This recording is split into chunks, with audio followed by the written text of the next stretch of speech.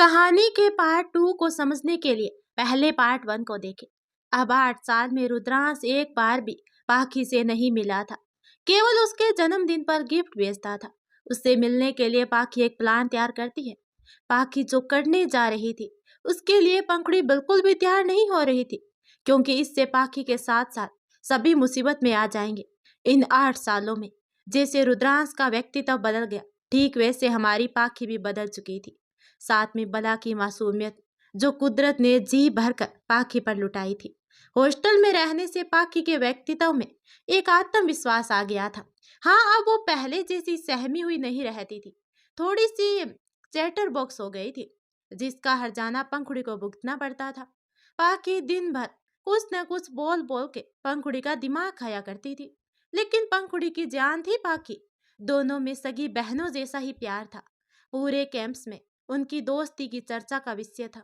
नानी से ही पंखुड़ी को पाखी और रुद्रांश के बीच के स्ट्रॉन्ग कनेक्शन का पता चला था। उन्होंने ही पंखुड़ी को पाखी और रुद्रांश की कितनी सारी बातें बताई थी।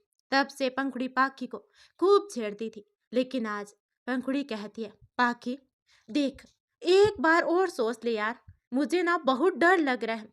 तो पाखी उदास चेहरा बनाकर कहती है, तू इतना भी नहीं करेगी अपनी पाखी के लिए? तो पंखुड़ी कहती है, चल ठीक है, पर मुझे समझ में नहीं आ रहा कि जन्मदिन तेरा है और सरप्राइज भी तू ही देगी। यार, तेरे दोस्त को तो घंटा फर्क नहीं पड़ता, वो एक बार भी तुझसे मिलने नहीं आया और तुम उससे मिलने के लिए और उसको सरप्राइज करने के चक्कर में चोरी से हॉस्टल से भाग रही है। पता नहीं किस टाइम का प्रेम है दोनों के बीच, पंखुड़ी कहती है। तभी पाखी बोली, देख पंखुड़ी, हम बता कर जाएंगे तो हम कभी भी अपने दोस्त से नहीं मिल पाएंगे। जब भी हम घर गए पंखुड़ी, उससे पहले हमारे दोस्त को अचानक जरूरी काम आ जाता है और वो हमसे मिला भी नहीं चले जाते हैं। एक बार उनसे पूछना चाहती हूँ कि आखिर हमारी गलती क्या है, क्यों वो हमसे नहीं मिलना चाहते। पंखुड़ी, हम उनके गले लगना चाहते हैं। हम उन्हें वो सारी बातें बताना चाहते हैं जो हमने उसके लिए उनके बिना महसूस की है। तभी पंखुड़ी बोली, लेकिन तुझे कैसे पता कि आज तेरा दोस्त तुझे मिल ही जाएगा? तो पाखी कहती है, वो तो नानी ने बताया था कि मेरे हर जन्मदिन पर दोस्त घर पर ही रहते हैं और केक काटते हैं। तू भी नहीं समझेगी यार। पंखुड़ी, तू भी ना आम खा, पेड़ मत गिर। बस इतना देख, मेन गेट पर चौकीदार है कि नहीं, बस इशारा कर दियो। पाखी कहती है। तभी पंखुड़ी बोली, तूने पैसे वगैरह तो ले लिए ना बस के किराए के लिए? सुन, मैं भी चलूं तेरे साथ? यार, मरेंगे तो दोनों ही मरेंगे साथ में। अगर तुझे कुछ हो गया तो वो तुम्हारा दोस्त मुझे चबा जाएगा। पंखुड़ी कहती है और दोनों गले लग जाती है। अब पंखुड़ी का इशारा पाते ही पाखी हॉस्टल से भाग जाती है और सीधे बस स्टैंड पहुंचती है। हॉस्टल से बस स्टैंड ज्यादा दूर नहीं था, तो पाखी पैदल ही चली जाती है। पाखी पहली बार यूं अकेले जा रही थी। उसे कुछ आइडिया भी नहीं था, क्योंकि इससे पहले वो हमेशा कार से घर गई थी, वो भी नानी के साथ। पाखी को थोड़ी घबराहट हो रही थी, पर अपने दोस्त यानी रुद्रांश को सरप्राइज देने के एक्साइटमेंट में उसे कुछ भी समझ में नहीं आ रहा था। पाखी रुद्रांश के ख्यालों में खो रही थी। तभी एक आवाज है, टिकट टिकट। कंडक्टर की आवाज सुनकर पाखी का ध्यान टूटा। पाखी पैसे देकर टिकट ले ली और फिर वापस रुद्रांश के ख्यालों में खो जाती है। तभी बस झटके से एक जंगल के पास रुक जाती है। तभी बस क्लीनर चिल्लाता है, लगता है कि टायर पंचर हो गया है, अभी 3-4 घंटे लगेंगे सही होने में, गाड़ी भी बहुत गर्म हो गई है। थोड़ी देर के बाद कंडक्टर की आवाज आती है, जिसको अगर बाथरूम वगैरह जाना हो तो चले जाए। कुछ सवारियां जलाती है और कुछ बस से उतरकर बाहर यूं ही इधर उधर घूमने लगती है। पाखी खिड़की से बाहर देखने लगती है और कब उसे झपकी लग जाती है उसे खुद भी पता नहीं चलता। और इधर हॉस्टल में वार्डन पंखुड़ी से, पंखुड़ी अच्छा है तुम मिल गए, वो पाखी को प्रिंसिपल सर बुला रहे हैं, तो तुम उसे जरा बुला दो। पंखुड़ी ने कहा, जी मैम। पंखुड़ी के चेहरे पर घबराहट आ गई। तो वार्डन कहती है, पंखुड़ी क्या हुआ, कोई बात है क्या? तभी पंखुड़ी बोली, नो मैम, अभी बुलाती हूँ। जब देर तक पाखी नहीं आई तो वार्डन खुद पाखी के रूम में चली जाती है, पर उसे पाखी नहीं दिखती। आखिर ये पाखी गई कहाँ? वार्डन ने कहा, पंखुड़ी मैंने कब बोला था, तुमने पाखी को बुलाया नहीं, और ये पाखी भी कहीं नजर नहीं आ रही। तुम दोनों तो हमेशा साथ ही रहती हो ना? तभी पंखुड़ी इकलाते हुए कहती है, मैम शायद वो लाइब्रेरी में होगी। अब वार्डन को शक होता है और वो थोड़ा स्ट्रिक्ट होकर पंखुड़ी से पूछती है, तो पंखुड़ी उन्हें सारी बात बता देती है। वार्डन पंखुड़ी को सीधे प्रिंसिपल के पास ले जाती है और उन्हें बताती है कि पाखी हॉस्टल में नहीं है। प्रिंसिपल पंखुड़ी पर बहुत गुस्सा होते हैं और पाखी घर फोन लगाते हैं, लेकिन फोन बिजी जाता है। प्रिंसिपल सर को बहुत ही टेंशन हो जाती है। वो दोबारा फोन ट्राई करते हैं। इस बार नानी फोन उठाती है तो प्रिंसिपल सारी बात उन्हें बता देता है। तो नानी कहती है, क्या, हे भगवान, ये आप क्या कह रहे हैं प्रिंसिपल बेटा। तभी प्रिंसिपल पंखुड़ी की नानी से बात करवाते हैं। नानी, मैंने बहुत समझाया पर वो सुनने को तैयार नहीं थे। उसे तो बस अपने दोस्त को सरप्राइज देना था, इसलिए वो अकेले ही निकल गए। नानी, शाम तक वो घर पहुंच जाएगी, पंखुड़ी कहती है। हालांकि उसे भी बहुत चिंता हो रही थी। ये सुनकर नानी अपना सर पकड़ लेती है और रुद्रांश को फोन लगाती है और सारी बात बताती है। और नानी रुद्रांश पर चिल्लाती है, और मत मिल, और मत बात कर, हो गई मन की। तो उससे मिलने के लिए वो अकेले ही निकल पड़ी। किस मन से निकली है ये भी तो कुछ नहीं पता। नानी रुद्रांश से कहती है, रुद्रांश, अगर पाखी को कुछ हुआ ना तो मैं तुझे कभी माफ नहीं करूंगी। नानी की बात सुनकर रुद्रांश भी टेंशन में आ जाता है और उसके हाथ से पाखी का बर्थडे केक छूट जाता है और अपनी गाड़ी पाखी के हॉस्टल की ओर मोड़ देता है। रुद्रांश राहुल को फोन लगाता है और उसे सारी बात बताता है और आने के लिए कहता है। रुद्रांश उसके तो जैसे किसी ने प्राण ही निकाल लिए हो। उसकी धड़कने और उसकी गाड़ी दोनों जैसे 100 की स्पीड में भाग रही थी। उधर राहुल भी अपनी गाड़ी लेकर रुद्रांश के पास पहुंचता है। धीरे धीरे अंधेरा होने लगता है और बस के सुधरने का आसार भी नजर नहीं आ रहे थे। तभी बस का ड्राइवर कहता है, देखिए, बस तो अब कल ही सही हो पाएगी, इसलिए आप लोगों के लिए एक दूसरी बस की व्यवस्था कर दी गई है।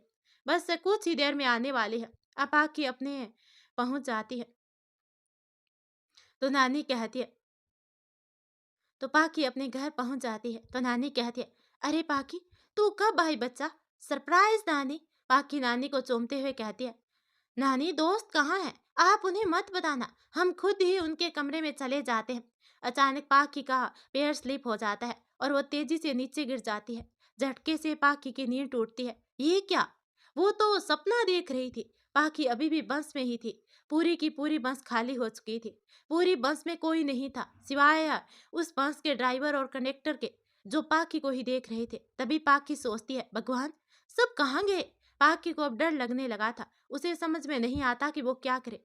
तभी ड्राइवर कुटिल मुस्कान से बोला, मैडम को कितनी देर से जगा रहे थे पर मैडम के उठ ही नहीं रही। अब देखो ना, बेचारी अकेली रह गई। मैडम, आप डरिए नहीं, हम हैं ना आपके साथ। अब पाकी समझ चुकी थी कि अब वो एक बड़ी मुसीबत में फंस चुकी है।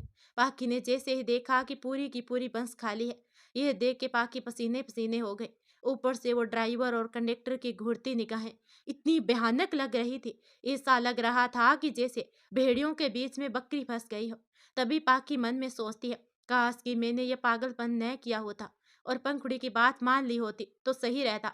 तभी एक आवाज है, मैडम जी, आप क्या सोच रही है। बस कंडक्टर ने कहा, हमारे होते हुए आपको सोचने की जरूरत नहीं है। पाकी ने चारों ओर नजरें दौड़ाई, लेकिन उसे कहीं पर भी ऐसा रास्ता नहीं दिखा कि वो वहां से बच कर निकल जाए। तभी बस ड्राइवर बोला, ना ना मैडम जी, कोई फायदा नहीं है। यहाँ बस अपन 3 ही लोग हैं, दूर दूर तक कोई भी नहीं है। कहते हुए बस का ड्राइवर पाकी के एकदम पास आ गया और पाकी से चिपकने लगा।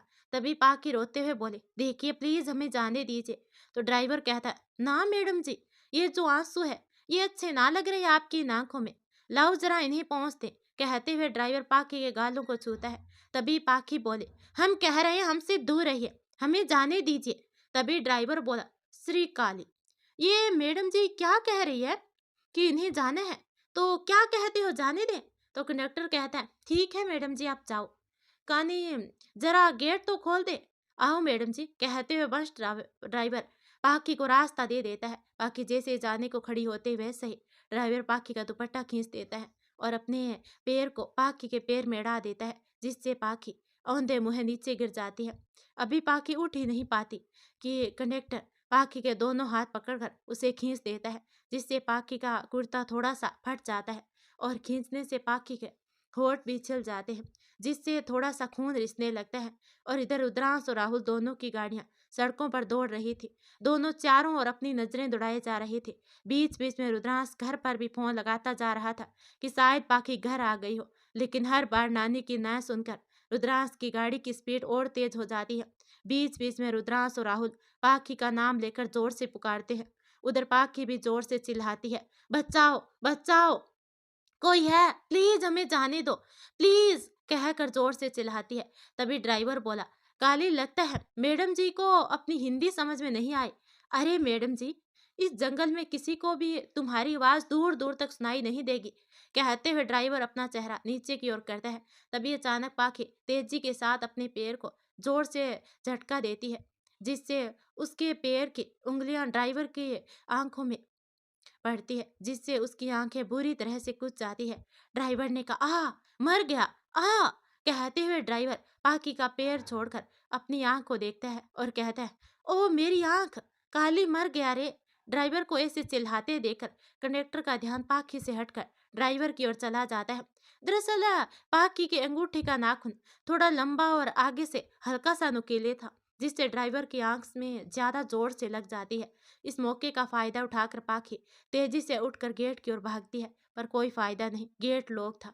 पाखी जल्दी जल्दी कोशिश करती है गेट अनलॉक करने की, पर पाखी से गेट नहीं खुलता। तभी अचानक पाखी को अपने कंधे पर महसूस होता है। तभी अचानक पाखी को अपने कंधे पर हाथ महसूस होता है। तो वो जैसे ही मुड़ती है तो सामने उसके एकदम नजदीक ड्राइवर और कंडक्टर खड़े होते हैं। तभी चटाक चटाक एक जोर का थप्पड़ पाखी के गाल पर पड़ता है और आवाज आती है, साली भागेगी, मेरी आंख में मारेगी। यह कहकर ड्राइवर पाखी के बाल पकड़कर जोर से खींचता है। पाखी दर्द के मारे इतनी जोर से चीखती है कि कंडक्टर अपने कान बंद कर लेता है। रुद्रांश की गाड़ी भी उसी समय इस जंगल के पास से गुजरती है और अचानक गाड़ी का टायर पंचर हो जाता है। रुद्रांश अपनी गाड़ी से उतरता है और एक जोर की लात गाड़ी में मारता है। इसका भी टायर अभी पंचर होना था, कहकर एक जोरदार मुक्का कार के डैशबोर्ड पर मारता है और राहुल को फोन करता है। राहुल, कहाँ रह गया यार, मेरी गाड़ी पंचर हो गई। अभी रुद्रांश बात कर ही रहा था, एक जोर की चीख उसे सुनाई पड़ी। रुद्रांश को ऐसा लगता है ये पाखी की आवाज है। तभी वो राहुल से कहता है, राहुल, लगता है पाखी यहीं कहीं है, तो जल्दी से आ जा। ये कहकर रुद्रांश आवाज की दिशा में दौड़ने लगता है। रुद्रांश जैसे जैसे आवाज की दिशा में जाता है, उसे वैसे वैसे आवाज और तेज सुनाई देती है। तभी रुद्रांश कहता है, ये आवाज तो इस बंश से आ रही है। रुद्रांश बंश को देखते हुए बोला, और उधर पाखी के गाल को अपनी उंगलियों से ड्राइवर बहुत जोर से दबा देता है, जिससे पाखी के होठ से खून बहुत तेजी से बहने लगता है और फिर उसका सर बहुत तेजी से बंश की दीवार पर मारता है, जिससे पाखी के सर से खून आने लगता है और वो एक बहुत ही जोरदार चीख के साथ बेहोश हो जाती है। वहां सुनकर रुद्रांश बंश के पास जाता है और उसका गेट खोलने की कोशिश करता है, पर गेट अंदर से लॉक होने के कारण गेट नहीं खुलता है। तो रुद्रांश चिल्लाता है, कौन है अंदर, गेट खोलो। तब तक राहुल भी आ जाता है। राहुल जल्दी से एक बड़ा डंडा लेकर आ रुद्रांश कहता है, अब बस के अंदर पाखी को बेहोश देखकर भी ड्राइवर और कंडक्टर को दया नहीं आती और वो पाखी को घसीटते हुए सीट पर पटक देते हैं। तभी बहुत तेज आवाज के साथ बस की खिड़की का कांच टूटकर बस के अंदर ड्राइवर और कंडक्टर के पास गिरता है। तभी एक आवाज आवाज आई, कौन है बेसाले, काली देख तो जरा, किसकी इतनी हिम्मत है कि हमारी गाड़ी का कांच तोड़ेगा। काली जैसे बस का गेट खोलता है वैसे एक तेज और जोरदार मुक्का उसकी नाक पर पड़ता है। आई, मर गया रे, मार डाला रे, कहकर काली जोर से चिल्लाता है।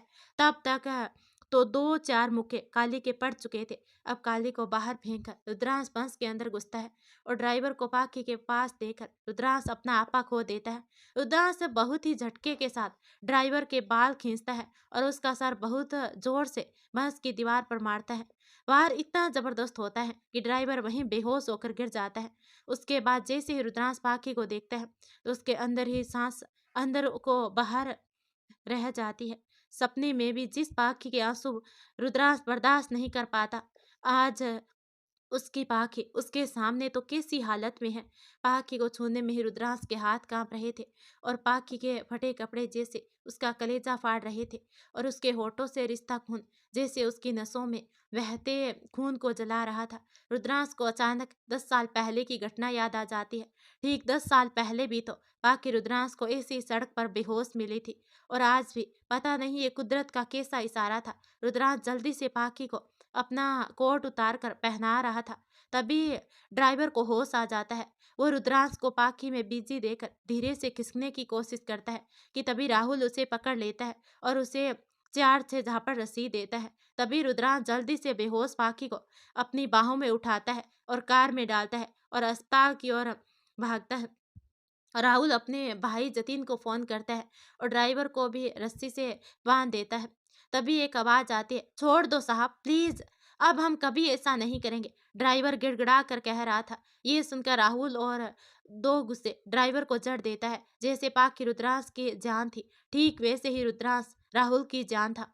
दोनों की आज ही नहीं बचपन की दोस्ती थी, जो खून के रिश्ते से भी बढ़कर थी। दोनों एक दूसरे के लिए अपनी जान दे सकते थे। जतिन भैया तो दोनों की दोस्ती का खूब मजाक बनाते थे और दोनों को एक दूसरे का नाम लेकर चाहे जब छेड़ते रहते थे। हालांकि राहुल और रुद्रांश के परिवार में भी काफी घनिष्ठता थी। पाकी के सर से बहते खून से रुद्रांश का सफेद कोट लाल हो जाता है। अब हॉस्पिटल में पाकी को जल्दी से जल्दी ऑपरेशन थिएटर ले जाया जाता है और उसका ऑपरेशन चालू होता है। रुद्रांश बहुत ही बेचैनी से चहलकदमी करता है। तभी रुद्रांश का फोन बजता है। हेलो, हाँ नानी। तो नानी पूछती है, कहाँ है रुद्रांश? तभी रुद्रांश बोला, नानी हॉस्पिटल में। कहते कहते रुद्रांश की आंखों में आंसू आ जाते हैं और वो नानी को सारी बात बताता है। रुद्रांश की बातें सुनकर नानी भी परेशान हो जाती है। तभी उन्हें फोन पर डॉक्टर की आवाज सुनाई पड़ती है, नहीं रुद्रांश, बच्चा ऐसे जी छोटा नहीं करते, बाकी जल्दी ही सही हो जाएगी। अब कुछ देर के बाद, देखिए मिस्टर सिंघानिया, पेशेंट की हालत बहुत ही सीरियस है, बहुत खून भी बह चुका है, हमें ओ नेगेटिव ब्लड की जरूरत है, जो कि हमारे पास नहीं है। आप जल्दी से जल्दी ओ नेगेटिव ब्लड की व्यवस्था कीजिए, कहकर डॉक्टर चले जाते हैं। फोन पर डॉक्टर की बात सुनकर नानी बहुत ही परेशान हो जाती है और वो तुरंत ही भगवान के मंदिर में पाकी के लिए प्रार्थना करती है। डॉक्टर की बात सुनकर रुद्रांश परेशान हो जाता है और वो राहुल को फोन लगा ही रहा था कि सामने से राहुल आता हुआ दिखाई देता है। राहुल को देखकर रुद्रांश की जान में जान आती है, क्योंकि राहुल का ब्लड ग्रुप ओ नेगेटिव ही है।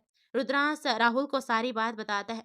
राहुल 2 सेकंड की भी देरी नहीं करता और अपना ब्लड पाखी को दे देता है।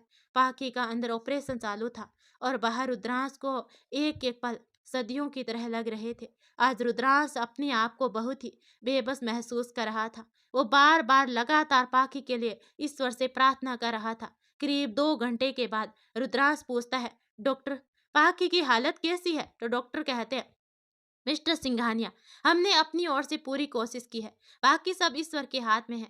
पेशेंट का सर दीवार में बहुत जोर से मारा गया, जिससे उसके सर में अंदरूनी चोट काफी आ गई है और खून भी काफी निकल गया है सर से। हम पेशेंट के होश में आने के बाद ही कुछ कह पाएंगे। हमें डर है कि कहीं पेशेंट कोमा में न चला जाए, कहकर डॉक्टर चले जाते हैं। डॉक्टर की बात सुनकर रुद्रांश की आंखों के सामने अंधेरा सा छा जाता है और उसके कदम लड़खड़ाने लगते हैं कि राहुल आकर उसे संभाल लेता है। तभी रुद्रांश कहता है, राहुल, मैं मर जाऊंगा अगर मेरी पाखी को कुछ भी हुआ तो। तुझे पता है, ये मेरा ही जी जानता है कि मैं कैसे पाखी से इतने दिन दूर रहा, पर अब पाखी के बिना राहुल वो जान है मेरी। कहीं ना कहीं मैं ही जिम्मेदार हूँ पाखी की ऐसी हालत के लिए।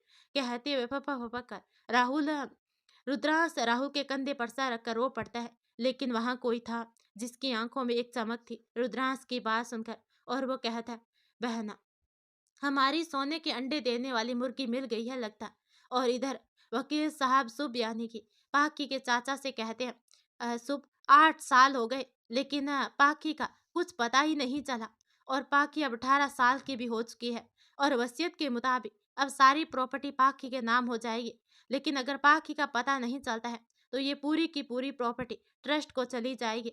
अब एक ही रास्ता है कि हम जितनी जल्दी हो सके पाकी को ढूंढ लाएं, कहकर वकील साहब चले जाते हैं। अभी तक सारा बिजनेस शुभ यानी कि पाखी के चाचा ही संभाल रहा था। वकील साहब की बातें सुनकर वो भी परेशान हो जाता है। हे भगवान, प्लीज मेरी मदद करो, मेरी बच्ची को ला दो प्रभु, मुझे उसकी प्रॉपर्टी का कोई लालच नहीं है, बस आप किसी भी तरह पाखी को वापस ला दीजिए। कहते कहते शुभ की आंखों में आंसू आ जाते हैं। शुभ न जाने कितनी बार रो रो कर अपना पश्चाताप प्रकट कर चुका था। उसका एक दिन ऐसा नहीं जाता कि वो पाखी को याद नहीं करता हूँ।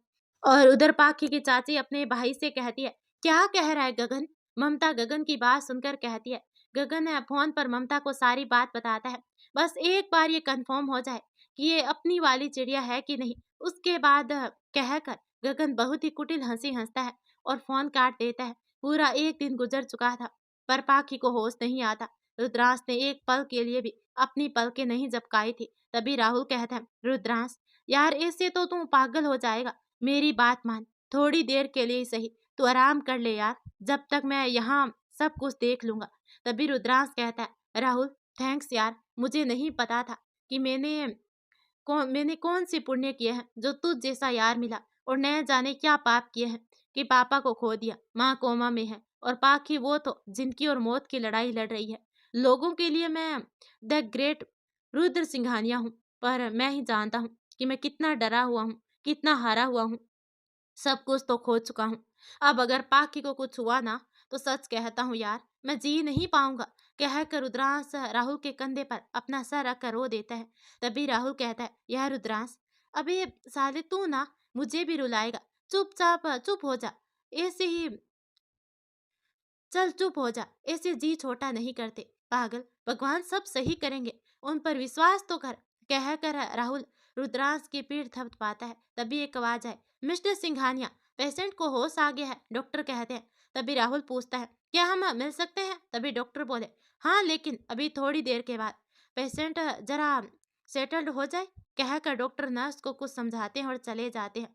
रुद्रांश ये सुनकर राहत की सांस लेता है और ईश्वर का धन्यवाद करता है। थोड़ी देर के बाद रुद्रांश पाखी के पास आता है, लेकिन चुपचाप खड़ा था। बस उसकी आंखों से अनवरत आंसू बह रहे थे और पाखी भी एकटक रुद्रांश को ही देख रही थी। पाखी की नीली आंखें सूजी हुई थी, उसके पूरे चेहरे पर पट्टियां बंधी हुई थी, वो कुछ बोल भी नहीं पा रही थी। तभी रुद्रांश पाखी का हाथ अपने हाथ में लेकर धीरे से कहता है, पाखी। वो थोड़ी ही देर के लिए पाखी की उंगलियों में हरकत सी होती है, पर फिर पाखी कुछ रिस्पॉन्ड नहीं करती, बस एकटक रुद्रांश को देखती है। तभी रुद्रांश बोला, पाखी नाराज हो अपने इस दोस्त से? बहुत ही बुरा होना मैं। रुद्रांश पाखी की आंखों में देखकर कहता है। रुद्रांश जब पाखी से बात कर रहा होता है तो उसे पाखी की आंखों में अजनबियत दिखाई देती है, कि जैसे पाखी के लिए रुद्रांश अजनबी हो। तभी रुद्रांश फिर बोला, पाखी तुम सुन रही हो ना? पाखी मैं रुद्रांश तुम्हारा दोस्त। पाखी बेचैन होकर रुद्रांश कहता है, पर पाखी का चेहरा एकदम से स्पाट होता है, कोई भी भाव उसके चेहरे पर नहीं आते। तभी रुद्रांश घबराकर डॉक्टर को पूछता है, डॉक्टर ये रिस्पॉन्ड क्यों नहीं कर रही? डॉक्टर भी ये देखकर थोड़ा परेशान हो जाते हैं और पाखी के बहुत सारे टेस्ट करवाते हैं और हर रिपोर्ट नॉर्मल आती है। तभी डॉक्टर कहते हैं, मिस्टर सिंघानिया, हमें लगता है कि हमें थोड़ा इंतजार करना चाहिए। रुद्रांश रोज पाखी से न जाने कितनी बातें करता था, न जाने क्या क्या बताया करता था, पर पाखी तो वो तो कुछ बोलती भी नहीं थी, बस एकटक रुद्रांश को देखती ही रहती थी। लेकिन रुद्रांश ने हिम्मत नहीं हारी, वो लगातार उससे बात करता रहता था। कभी पाखी पर नाराज होता तो कभी प्यार भरी बातें करता था कि शायद किसी बात पर तो पाखी रिएक्ट करे। पाखी के चाचा के घर पाखी का चाचा शुभ कहता है, आज इतने सालों में मेरी याद कैसे आ गई? शुभ बुरा सा मुंह बनाकर ममता से कहता है। तभी ममता बोली, तुम्हारी याद नहीं आई, बस जरा तुम्हें एक अच्छी खबर बतानी थी, वरना कहोगे कि मैंने तुम्हें नहीं बताया। तो शुभ कहता है, अच्छी खबर? ममता, सूरज एक बार पश्चिम से निकल सकता है, पर तुम्हारे जैसी औरत कभी कुछ अच्छा नहीं कर सकती। तुम नागिन हो, नागिन, वो भी जहरीली। तो ममता कहती है, तुम्हारी ये रामायण खत्म हो गई है तो मैं बताऊं, तुम्हारे ही मतलब की खबर है। तो शुभ कहता है, बस जब इतना बक चुकी हो तो आगे भी बको। तो ममता कहती है, पाखी का पता चल गया है। तो शुभ बोला, क्या? फिर से कहो। तो ममता कहती है, क्यों, एक बार में तुम्हें हिंदी समझ में नहीं आती? तो शुभ बोला, ममता भगवान के लिए बता दो पाखी कहाँ है। हेलो ममता, ममता, लगता है फोन काट दिया। शुभ मन ही मन बड़बड़ाया। तभी कोई हंसता है, अब आएगा मजा, एक तीर से चार शिकार करूंगी। ममता पागलों की तरह हंसती है और उधर नानी रुद्रांश से कहती है, रुद्रांश बेटा, आज मैं भी पाखी को देखने चलूंगी, तू हर बार बहाना बनाकर टाल देता है। तो रुद्रांश कहता है, नानी, वहां पाखी को देखकर आपको दुख ही होगा। तभी नानी बोली, रुद्रांश, सिर्फ एक बार मुझे मेरे बच्चे से मिलने दे। नानी जिद करती है। अब नानी और रुद्रांश हॉस्पिटल चले जाते हैं। रुद्रांश ने कहा, पाखी, आज देखो तुमसे मिलने कौन आया है। तभी रुद्रांश नानी को पाखी के सामने लाता है। नानी को देखकर पाखी के शरीर में हरकत सी होती है। जो पाखी के बगल में लगे मॉनिटर पर दिखाई देती है। यह देखकर रुद्रांश को हर्ष मिश्रित खुशी होती है और वो डॉक्टर को बताता है। तभी डॉक्टर बोले, लगता है मिस्टर सिंघानिया, पाखी अब जल्दी ही ठीक हो जाएगी। आप बस ऐसे ही कोशिश कीजिएगा। नानी पाखी से बहुत सारी बातें करती है और बातों ही बातों में एक दिन नानी के मुंह से ये भी निकल जाता है कि रुद्रांश पाखी को बहुत ही प्यार करता है। और रुद्रांश ने अपने कमरे में पाखी की बहुत सारी फोटो लगाई है और रोज रुद्रांश पाखी की फोटो से बातें करता है और कई कई बार पाखी को याद करके गिटार भी बजाता है। बच्चा, तुझे नहीं पता, जितना तू रुद्रांश से प्यार करती है ना, उतना ही रुद्रांश तुझसे प्यार करता है। तेरे लिए वो बहुत तड़प रहा है पाखी। ये सुनकर पाखी जोर से कहती है, रुद्रांश। आज ये पहली बार था कि पाखी ने रुद्रांश का नाम लिया, वरना वो रुद्रांश को हमेशा दोस्त ही कहती थी। पाखी के मुंह से अपना नाम सुनकर रुद्रांश पाखी को अपने गले से लगा लेता है और उसे टाइट हग करता है और उसके सर को चूमता है। ये देखकर नानी की आंखों में आंसू आ जाते हैं। पाखी की हालत में तेजी से सुधार आने लगता है और फिर जब वो पूरी तरह से सही हो जाती है तो रुद्रांश उसे अपने साथ ले जाता है। कुछ समय के बाद पाखी आज एक बार फिर रुद्रांश का हाथ पकड़कर सिंघानिया विला में प्रवेश करती है। आज भी वही रुद्रांश है, पर आज पाखी वो पहले वाली पाखी नहीं थी जो अबोध बच्ची थी, जो रुद्रांश को प्यार तो करती थी, पर उस समय उसके प्रेम के मायने उसके लिए बहुत ही अलग थे। उस समय पाखी का प्रेम मासूम बच्चे की तरह था। आज जो पाखी है वो रुद्रांश को प्रेम करने वाली प्रेमिका है, जिसके हृदय में रुद्रांश धड़कन की तरह धड़कने लगता था और जो जानने लगी थी, समझने लगी थी प्रेम को। रुद्रांश तो उसी समय से पाखी से प्रेम करने लगा था जब उसने पाखी को पहली बार देखा था। पर उस समय वो भले ही 18 साल का था, लेकिन पाखी की उम्र महज 10 साल की थी।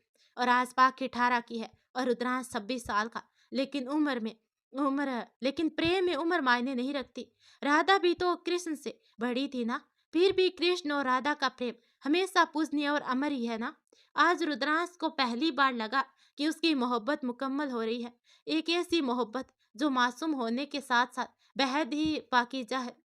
पाखी और रुद्रांश की इस प्रेम कहानी में जहाँ एक और पाखी का अबोध प्रेम था, तो दूसरी ओर रुद्रांश का एक सा समर्पित प्रेम था, जो पाखी के प्रेम से तो उम्र दराज था, लेकिन उसमें पवित्रता की सुगंध थी और जिसकी गवाह नानी थी। आज नया जाने रुद्रांश को कितनी दिन बाद वो रूहानी सुकून मिला था जिसके लिए उसका दिल तड़प रहा था। रुद्रांश पाखी को जब अंदर लेकर आता है तो नानी दरवाजे पर ही दोनों को रोक देती है और फिर दोनों की आरती उतारती है और कहती है, मेरे मेरे दोनों बच्चे हमेशा खुश रहें। कहकर नानी दोनों को गले लगा लेती है और उनकी आंखों में खुशी के आंसू आ जाते हैं। तभी पाखी झूठ मूठ का गुस्सा होते हुए कहती है, नानी आप रो रहे हो, लगता है आपको मेरा आना अच्छा नहीं लगा। रुद्रांश जी, चलिए हमें वापस हॉस्टल ही छोड़ आइए। एकदम से बोलकर पाखी अपनी जीभ अपने दांतों में दबा लेती है और शर्मा जाती है। नानी और रुद्रांश अचानक आश्चर्य से पाखी की ओर देखते हैं और चिढ़ाते हुए कहते हैं, रुद्रांश जी। नानी और रुद्रांश दोनों एक साथ बोलते हैं और पाखी को घूर कर देखते हैं। नानी और रुद्रांश दोनों को अपनी तरफ देखता पाकर पाखी और ज्यादा शर्मा जाती है और दौड़कर नानी के कमरे में चली जाती है। तभी नानी हंसते हुए कहती है, देख कर बच्चा, गिर मत जाना, संभाल कर। रुद्रांश, लगता है अब जल्द ही इस घर में शहनाइयां बजने का समय आ रहा है। तो रुद्रांश कहता है, नहीं नानी, पहले तो पाखी की पढ़ाई पूरी होने दो। जब तक वो अपना मास्टर्स नहीं कर लेती तब तक तो कम से कम नहीं नानी, क्योंकि एक तो अभी वो छोटी है, दूसरा मैं पाखी को एक मजबूत और अपने पैरों पर खड़ी हुई लड़की के रूप में देखना चाहता हूँ। रुद्रांश कहता है। तभी नानी थोड़ा मुंह बनाकर बोली, हाँ हाँ, तब तक तू बुढ़ा हो जाएगा और मैं स्वर्ग सिधार जाऊंगी और तेरे बच्चे कब खिलाऊंगी। अरे, मैं कौन सा कह रही हूँ कि तू आज ही पाखी से शादी कर ले, और पढ़ाई तो शादी के बाद भी हो जाएगी। मैं तो इतना चाहती हूँ कि बस इस घर में पाखी अब तेरी दोस्त के रूप में नहीं, बल्कि इस घर की बहू के रूप में पूरे अधिकार से रहे। बेटा, हर रिश्ते को एक नाम की भी जरूरत होती है। अभी तक पाखी एक बच्ची थी, लेकिन अब वो जवान हो गई है।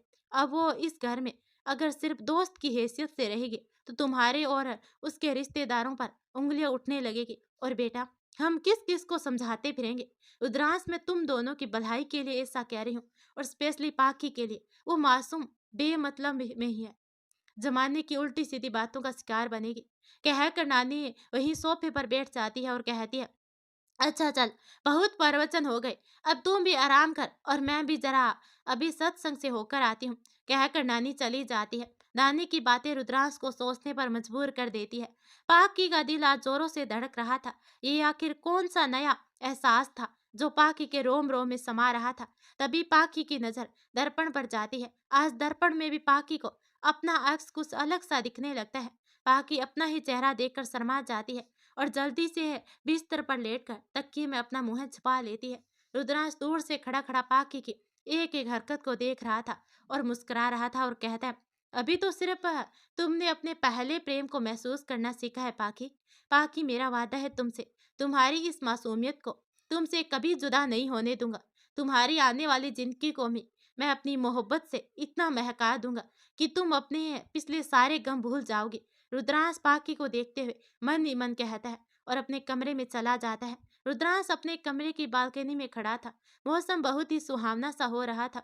या बादलों के झुंड आसमान के आंगन में डोल रहे थे और काली घटाएं छा रही थी।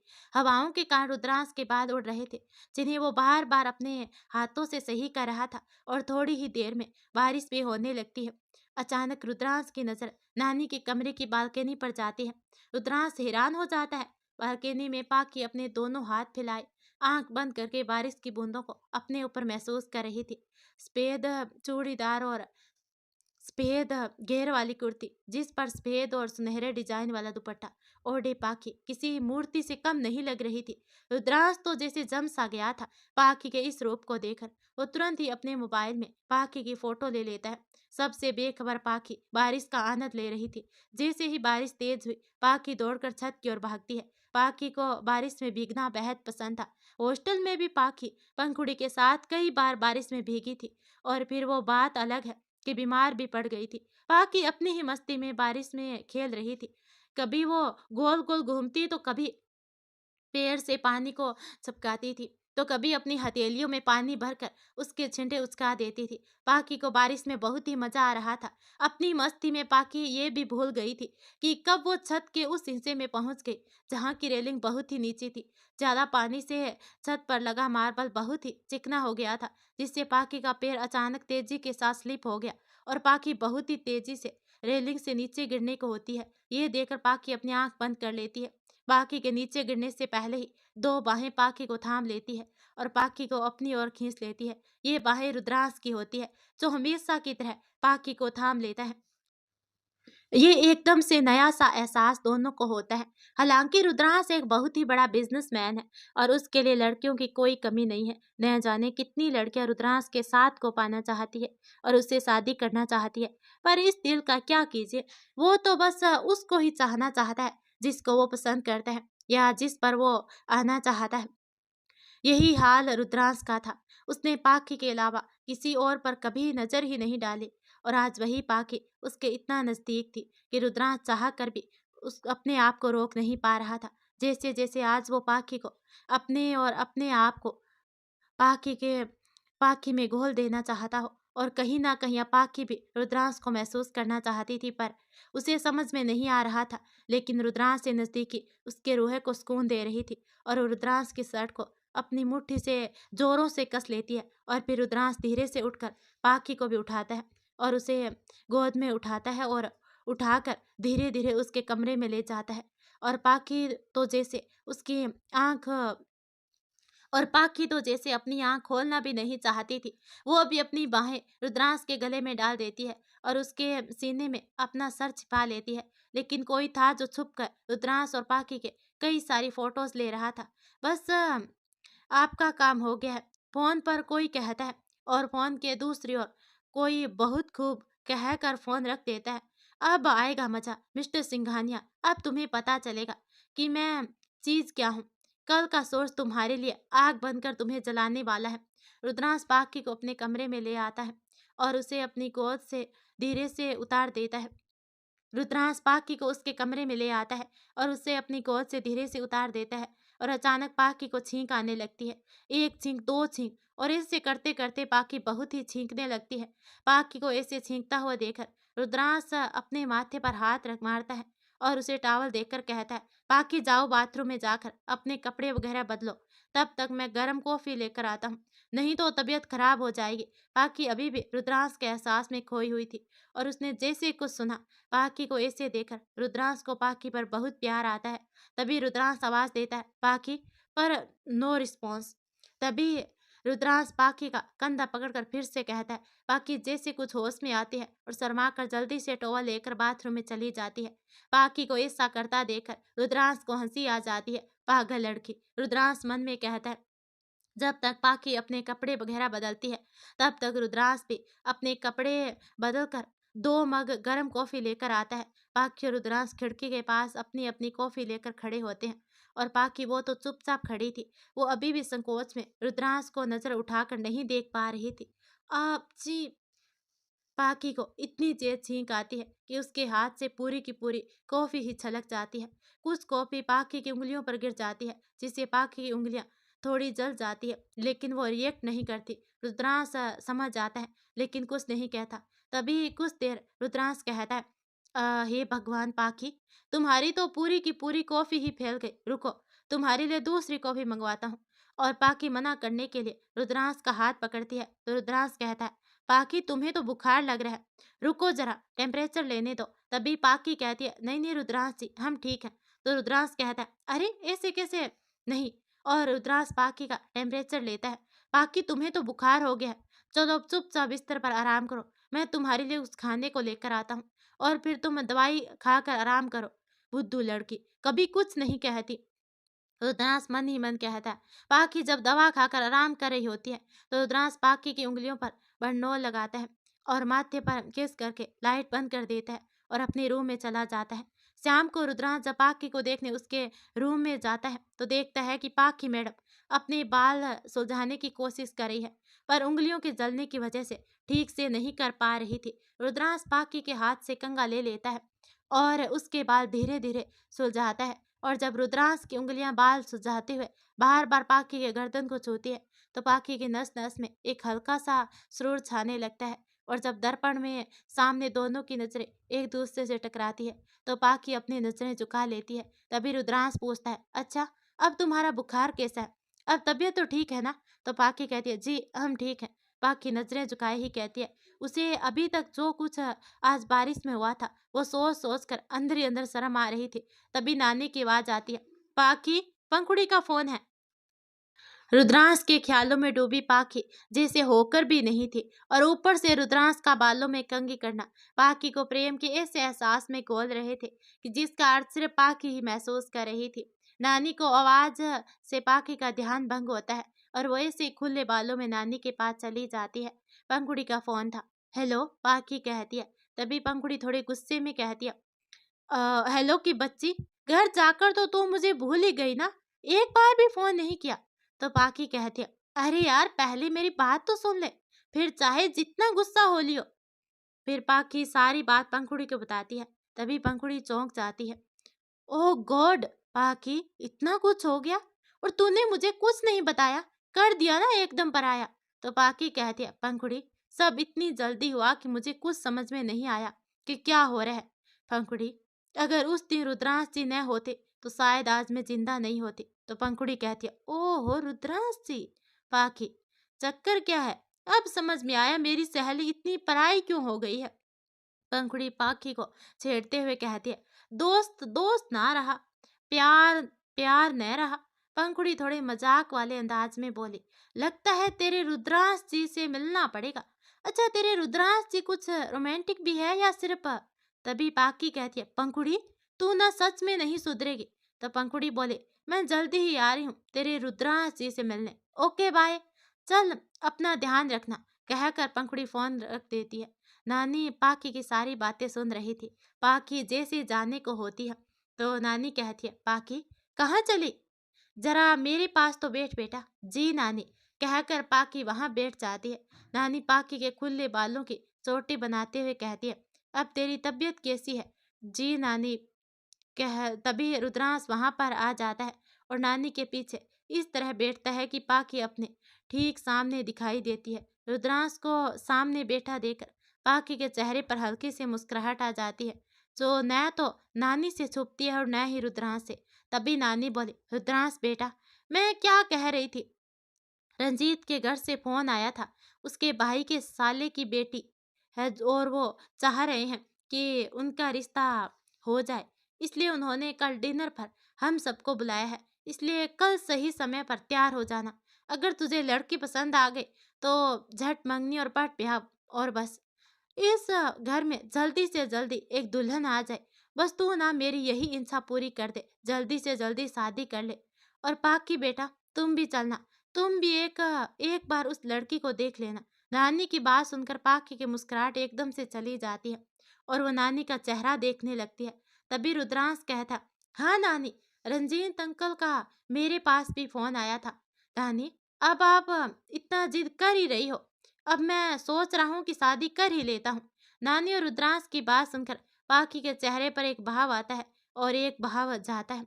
पाकी के प्यारे से मुखड़े पर बहुत ही टेंशन दिखने लगती है और ऐसा लगता है कि पाकी अब रोती है कि तब। तभी नानी पाकी से पूछती है, पाकी क्या हुआ बेटा, ये तेरा चेहरा क्यों इतना उतर गया? तो पाकी कहती है, कुछ नहीं नानी, वो तो बस ऐसे ही। तभी नानी बोली, तो ठीक है, कल तू समय से तैयार हो जाना। नानी नानी आप ही चले जाना, मेरी तबीयत सही नहीं है, पाकी कहती है और एकदम से रो देती है। या सच में रुद्रांश किसी और से शादी करने वाला है, या फिर नानी और रुद्रांश ने प्लानिंग करके पाकी का रिएक्शन जानने की कोशिश करी है? ये जानने के लिए कहानी का पार्ट 3 जरूर देखना। धन्यवाद।